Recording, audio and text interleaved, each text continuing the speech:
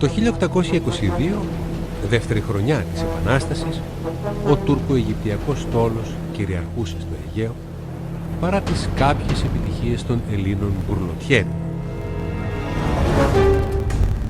Την 11η Οκτωβρίου, ωστόσο, μοίρα του τουρκικού στόλου εμφανίστηκε μεταξύ της Νάξου και της Μυκόνου και σκάφη της πλησίασαν απειλητικά τις ακτές της Μυκόνου.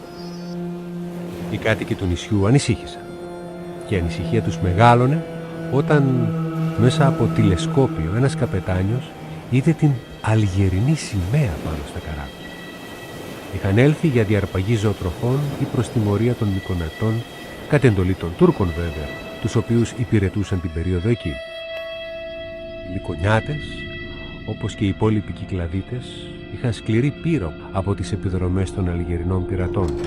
Είχαν δραματικές αναμνήσεις από το παρελθόν. Στα μέσα του 18ου αιώνα, το Οθωμανικό ναυτικό διατηρούσε ίχνη μόνο από την παλιά του δόξα. Βασικό μέλημά τους πλέον η κυριαρχία στο Αιγαίο, αλλά και εκεί μεγάλο μέρος της δουλειάς αναλάμβαναν για χάρη των Οθωμανών οι Αλγερινοί πειρατές. Εκτός από την κατάληψη πλοίων, συμμετείχαν σε επιδρομές σε ευρωπαϊκές παράκτιες πόλεις και χωριά.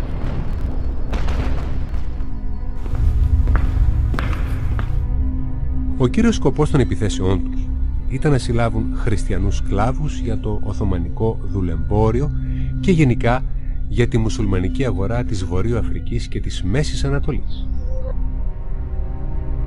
Από τον 16ο έως τον 19ο αιώνα, οι κρουσάροι και οι πειρατές συνέλαβαν κατ' εκτίμηση 800.000 έως 1.250.000 ανθρώπους ως σκλάβους.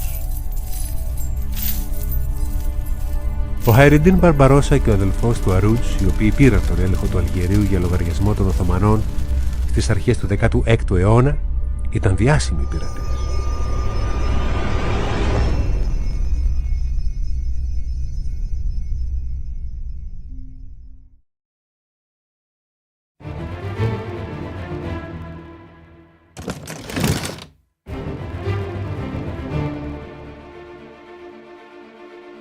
Μόνο μιας άρχισαν να χτυπούν οι καμπάνες και όλοι οι κάτοικοι της Μυκόνου συγκεντρώθηκαν στο λιμάνι του νησιού.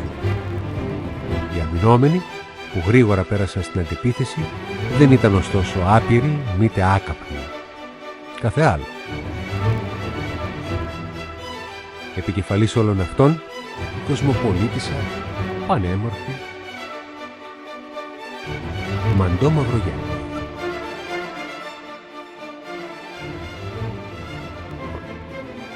Η Μαγδαληνή Μαντό Μαυρογέννης γεννήθηκε το 1796 στην Τεργέστη. Ο πατέρας της, Νικόλαος Μαυρογέννης, δραστηριοποιούνταν στις παραδουνάβιες ηγεμονίες ως μεγαλέμπορος. Η μητέρα της ήταν μια πολύ μορφωμένη γυναίκα και κρατούσε τα κατάστοιχα των εμπορικών δραστηριοτήτων του άνδρα της. Οι πρόγονοι της είχαν μεγάλες εκτάσεις στην Εύβοια, αλλά είχαν εκδιωχθεί από τους Τούρκους στα μέσα του 17ου αιώνα. Η ζωή της λοιπόν ήταν γεμάτη από εμπειρίες ηρωισμού και κατατρεγμού. Γι' αυτό και ανέπτυξε ένα έντονο συναίσθημα φιλοπατρίας, σε συνδυασμό βεβαίως με τη μεγάλη παιδεία της.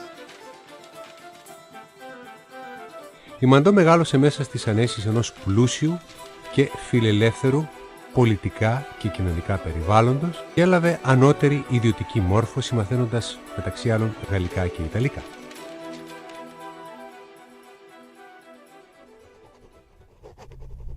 Επόμενος και πικρός σταθμός στη ζωή της ήταν ο θάνατος του πατέρα της το 1818. Ένας θάνατος που αναγκάζει μητέρα και κόρη να μετακομίσουν στην Τίνο για να συναντήσουν την οικογένεια της μητέρας.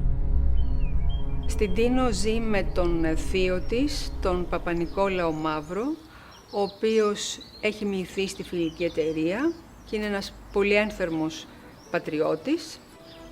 Εκεί θα τη βρει το ξέσπασμα της Επανάστασης, η στιγμή την οποία περίμενε σε όλη της τη ζωή. Μαθαίνοντας η Μαντό τα νέα του εθνικού ξεσηκωμού, σπέβδει στη Μύκονο το Δεκέμβριο του 1821, στο νησί της μητέρας, και πρωτοστατεί στην εξέγερση των νησιωτών.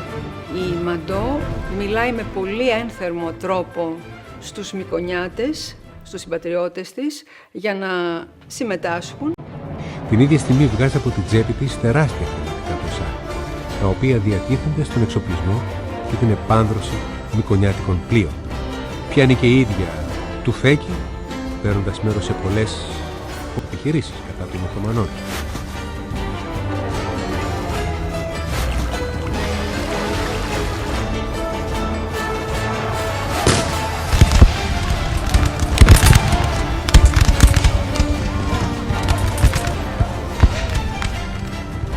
Αντιλαμβάνεστε πως οι Μυκονιάτες δεν αντιμετώπισαν και κάποιο ιδιαίτερο πρόβλημα απέναντι στους Αλγερινούς πειρατές που προσπάθησαν να πατήσουν πόδι στη νησί. Οι Μυκονιάτες είχαν αντέξει την επίθεση χάρη στο θάρρος τους, αλλά και τη σημαντική συνεισφορά της Μαυρογέννης.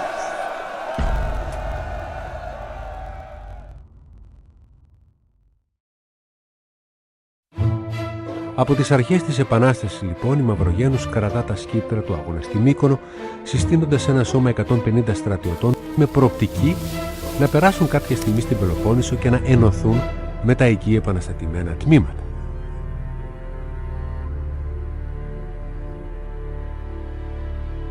Όπου μπορεί, πάντα η Μαντό είναι πρόθυμη να βοηθήσει. Μετά τη σφαγή της Χίου, πρόσφυγες Χιώτες καταφεύγουν και στη Μύκονο. Εκεί οι κάτοικοι τους περιθάλπουν, τους προσφέρουν φιλοξενία. Η Μαντό από τους πρώτους ανταποκρίνεται και συμβάλλει στην περίθαλψη των Χιωτών προσφύγων. Σύμφωνα με τον Γάλλο Πουκβίλ, η Μαντό Μαυρογένους το Φεβρουάριο του 1823 συμμετείχε προσωπικά και χρηματοδότησε εκστρατεία στην Κάριστο της Εύβοιας, βοήθησε μεταξύ άλλων και η ίδια στην πολιορκία της πόλης. Η προσφορά της Μαντός Μαυρογένους στον αγώνα είναι ανυπολόγιστη. Ήδη το Μάρτιο του 1823 ο Δημήτριος Υψηλάντης της έδωσε ένα πιστοποιητικό που πιστοποιεί την προσφορά της στα 2 πρώτα χρόνια του αγώνα.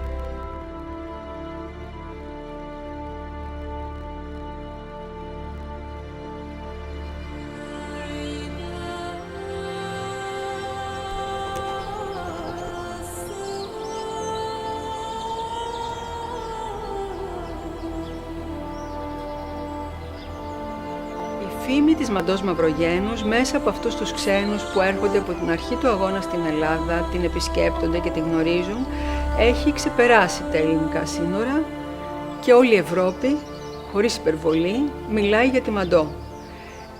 Η Μαντό Μαυρογένους έγινε πολύ γρήγορα γνωστή στον ευρωπαϊκό κόσμο, ιδιαίτερα μετά τη φιλοτέχνηση του πορτρέτου της, και πολλοί φιλέλληνες θέλησαν να την επισκεφθούν και να τη θαυμάσουν. Και φυσικά πολλοί την ερωτεύτηκαν. Και η Μαντό? Η Μαντό ερωτεύτηκε τον επίσης ρωσόφιλο Υψηλάντη.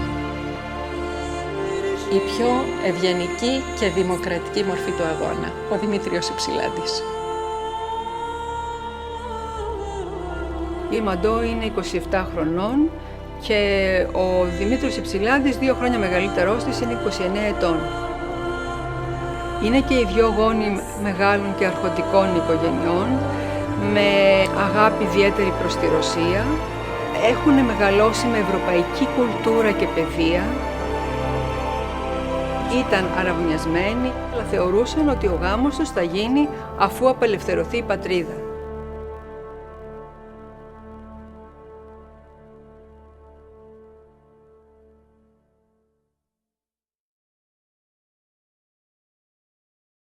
Αυτό ενόχλησε τον Ιωάννη Κολέτη. Ο Κολέτης ήταν αρχηγός της Γαλλικής Παράταξης, ο Υψηλάντης είναι στη Ρωσόφιλη Παράταξη και η Μαντό. Προφανώς η ένωση 2 νέων ρωσικής επιρροής ήταν για τον Κολέτη επικίνδυνη.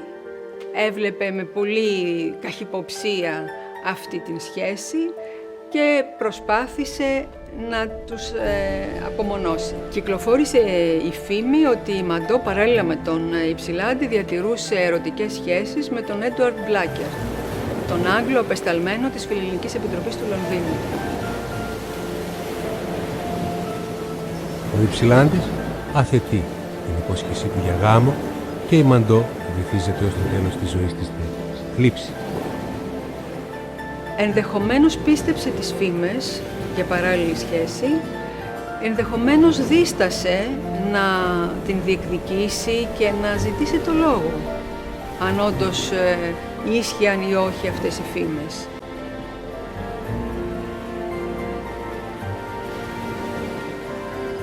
Πάμφτωχη, ρακένητη, θα πεθάνει στην Πάρο τον Ιούλιο του 1840.